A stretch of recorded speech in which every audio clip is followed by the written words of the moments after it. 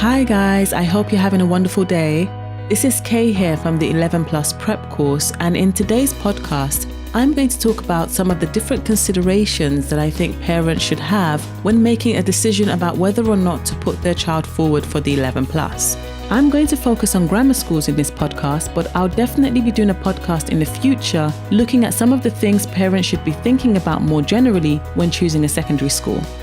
Over the last 10 years that I've been a private tutor, not only has the 11 Plus changed, but my opinion about the exam has changed a lot.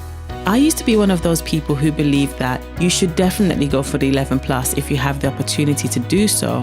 However, after working with dozens of families, I now appreciate that there are a number of key things you need to consider before registering your child. Essentially, just because you can register for the exam doesn't mean you should register for the exam. So in this podcast, I'm going to share with you some of what I've learned over the last few years of working with 11 Plus families. I hope the information that I give you will help you to make the right decision for your family.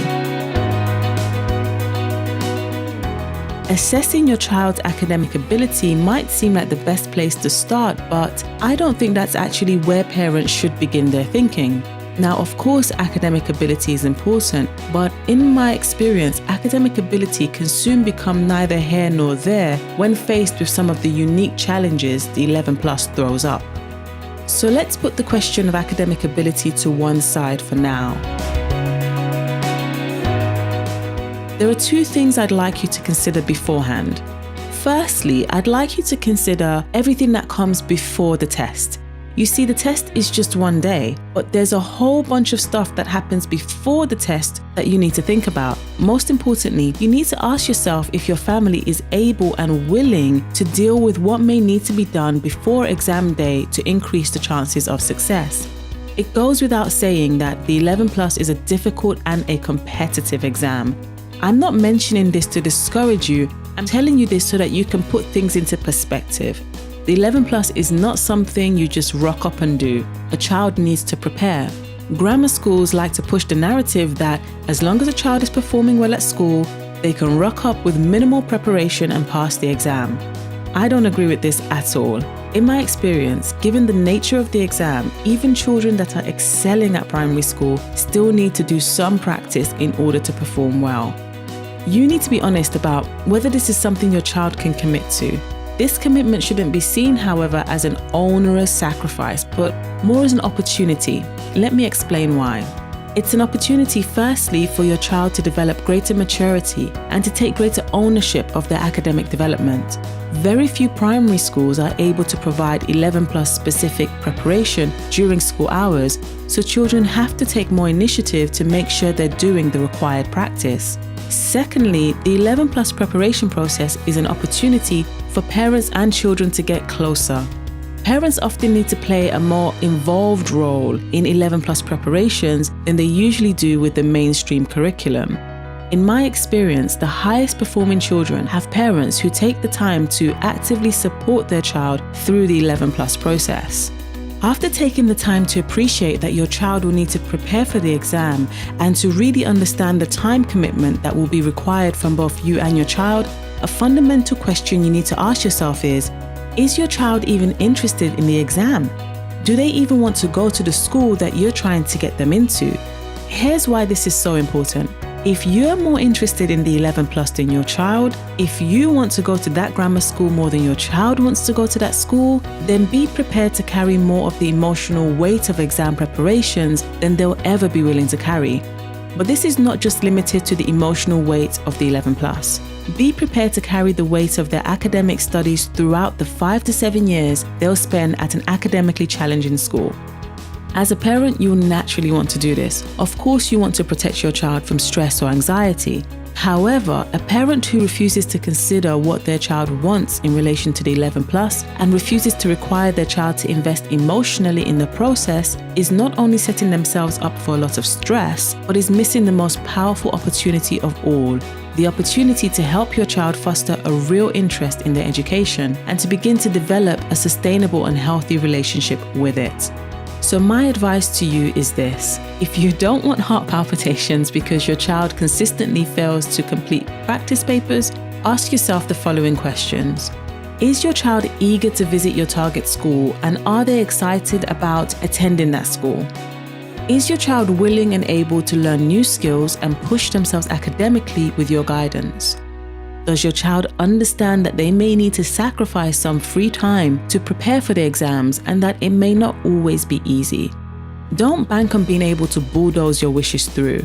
Without sufficient buy-in from your child, as I've seen so many times before, the 11 Plus process ends successfully with an offer to a grammar school, but the relationship between child and parents, the relationship between child and education is left in tatters. So if your child is really not interested in the 11 Plus process, before diving headfirst into it and pushing them into a school that's only going to require the highest levels of academic attainment, consider first building your child's interest in their education, developing that relationship and empowering your child to take the initiative in the 11 Plus process. I have a lot of strategies about how to foster a child's interest in education, which I'll be sharing over the next few weeks, so don't forget to press the subscribe button and hit the bell to make sure you don't miss anything. After you've considered whether your child has the interest and dedication to adequately prepare for the 11 Plus, you should turn your attention to everything that comes after the test, namely your child going to a grammar school. You need to ask yourself if a grammar school is the right place for your child to spend the most important 5 to 7 years of their life. It may seem self-evident, but grammar schools prioritize academic attainment above almost everything else. The amount of work that your child puts in to pass the 11 Plus is a snapshot of the amount of work they'll have to do to keep pace with their peers in a grammar school. I tutor children all the way from 11 Plus to A level, and one of the hardest situations I walk into is when a child has become overwhelmed by the academic demands being placed on them at a grammar school.